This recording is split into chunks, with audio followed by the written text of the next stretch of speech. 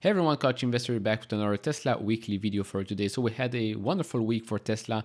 Finished the week very strongly, over $200 per share. We're going to have a look at the graph at the end of this video. We had some strong numbers out of China, out of Europe, some news coming out and rumors as well for the United States and China when it comes to maybe a new factory, some new deals. We're going to discuss all of that in this video. Of course, we still have the China insured numbers for this week that will come out only next week. We're going to have the Q1 production and delivery numbers as well. So obviously we will talk about this in next week's video. Now, if you enjoy this type of videos, do hit that thumbs up button. Subscribe if you have not, would really appreciate that. We're going to try and reach 30,000 subscribers by the end of this year. If it's feasible, well, I guess it will only be feasible if you hit that subscribe button. And if you want to support me even further, do check out the link down in the description and in the pinned comment to get the top 10 best stocks to buy now, or go to fool.com/couchinvestor. So first things first here. Apparently, Tesla is pursuing building a new US plant with China's dominant battery maker, CATL. So it has been said by someone that does not want to be identified that automaker Tesla discussed plans recently with White House officials. Texas is under consideration for factory location not finalized. So again, if this happens, of course, with CATL being a Chinese company, remains to be seen how they will handle this. But we know that Ford also invested with CATL. So let's see what happens with that. But again, this is again a sign that Tesla is and will still be leading the way, trying to look at options on how to expand their domination across the board. Then we have the weekly insured numbers out of China. So for March 20 to 26, these numbers were 15,886. Yes, a bit lower than the week before. This puts again Tesla number 2. Number 1 is BYD, which has a better week this time. And then number 3, GAC or GAC. And if we look at the trend here again, great graphs by Roland Percher on Twitter, we can see that we already have a record quarter for Tesla. And yes, this week was lower than the week before. Yes, I know this usually happens at the end of the quarter, but we also had some price cuts.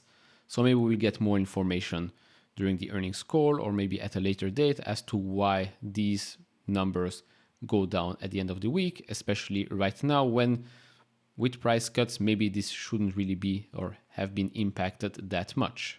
Up next, more things out of China. So apparently Tesla is looking for energy storage device manager for Megapack program in Shanghai. So based in Shanghai, it runs from design to production lamps. Rumors are approaching that a mega factory will be built in Shanghai. Now, coincidence that my next thing that I'm going to talk about also popped out this week. So Sawyer Merritt tweeted out, and this is a translated picture here on the right by Drive Tesla Canada. So apparently Tesla China says they will reveal something in 3 days. And if we zoom in, this looks like some energy storage. So the job description we just got plus this teaser here could be part of the same puzzle. And then some cool information here with regards to how well electric cars have been for the environment. So apparently, according to Tesla Asia, it has revealed on their Weibo that so far Tesla owners in China have reduced carbon emissions by about 6.34 million tons, which is equivalent to planting more than 350 million trees for the earth. Congratulations. More good news out of China. So Tesla began deliveries of refreshed Model S and X in mainland China. Of course, small percentage of the overall mix, but hey, overall good news. And last thing with regards to China. So apparently, according to Reuters, CEO Elon Musk is reportedly finalizing plans to visit China as early as next month. Could it be to discuss a new factory being built? Could it be to discuss something else? Remains to be seen. Then moving over to Europe. So Tesla is Norway's best-selling car brand in Q1 2023. It says here that as of 7 p.m. March 31st, there were 9,442 Tesla vehicles sold in Norway in the first 3 months of 2023. This makes it the best-selling brand in the country with an EV market share of over 37%, but adjusted for sales figures for petrol models, this figure will be slightly lower.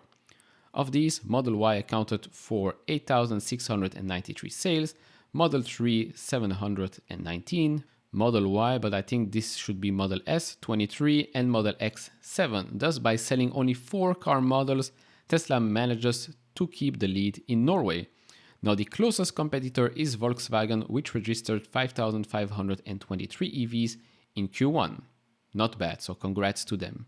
And continuing here with the domination in Europe, this is for February 2023. Battery electric vehicles on the right, plug-in hybrids on the left. Tesla Model Y is up, grown 173% the same month in 2022, 18,446. As you can clearly see, total battery electric vehicles for this month grew 33%. For the plug-in hybrids, it's down 5%. And you can clearly see here what happens when Giga Berlin started to ramp up. January 2023, Tesla is here all the way on the left in the purplish blue color. Then February started to grow, and then March, well, it's not even close. And this is for the countries Spain, Netherlands, Norway, and Sweden. And then we go back across, we go to the United States. So in the US, Q1 performance estimates by Cox is, well, basically again the same story here. Tesla outperforms the market clearly year over year and quarter over quarter, also gains the most market share versus 2022. Now, as for the speculation part of this video, so apparently the most anticipated EV of 2023 is by far the Tesla Cybertruck, the vehicle that apparently will never be made or should be made in the summer. But of course, the skeptics say that this vehicle will never hit the market. Well, apparently, it still is the number one most anticipated EV by a country mile. Number 2 is the Mercedes-Benz EQS SUV. Then we have number 3, Jeep Avenger, and the rest of the list, well, you can see on the screen. But the clear leader here is Tesla Cybertruck. I'm extremely excited to see it actually hit the roads. When that will happen, hopefully during the summer. If not, towards the back half of the year, I'll be happy with that. Then, when it comes to politicians being on time with a policy, well, guess what? We're going to get disappointed. So, US unveils stricter EV tax credit rules to take effect on April 18th. So, you still have some time. This year, the US Treasury Department on Friday unveiled stricter electric vehicle tax rules that will reduce or cut tax credits on some zero-emission models, but grant buyers another 2 weeks before the new requirements take effect. Then last couple of things here, non-Tesla related. This is actually Amazon and Rivian related. So since launching the delivery of packages using the all-electric vans Rivian developed, especially for its partnership with Amazon, the e-commerce giant has accumulated more than 3,000 EDV units from the Normal, Illinois-based automaker. So congrats on getting those 3,000 vans. Of course, we've talked about the issues whether or not it will stay just for Amazon, whether that partnership will be exclusive to Amazon or whether they'll break it up and they can deliver those vans to more companies. Remains to be seen, but again, congrats here on the, let's say, okay execution.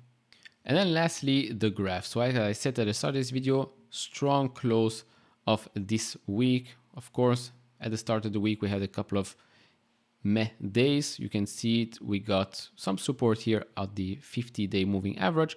We closed this week just under the 200-day moving average. But again, pretty solid, pretty strong week for Tesla. Of course, last time we were here was mid-February. We got rejected at the 200-day moving average. Let's see what happens next week. Overall, MACD is still bullish. Let's try and go over that 0 point here. RSI 53, nothing to be scared there. And now before I conclude this video, just wanted to show you on the monthly chart here. You can clearly see there was some selling pressure this month, but we finished off pretty strong. This is called a bullish long tail pin. Why is it that? Well, because you can see this long tail here, which means the price was lower, but there were more buyers, and that's why we finished the month pretty strong here with a little base here in the green. Again, just under the 200-day moving average. We tried in February to go over. Let's see what happens in April.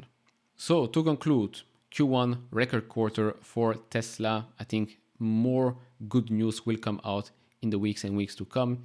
I think 2023 will be an exceptional year for the company, not just when it comes to production or profitability, but for the announcements of what happens next with the company.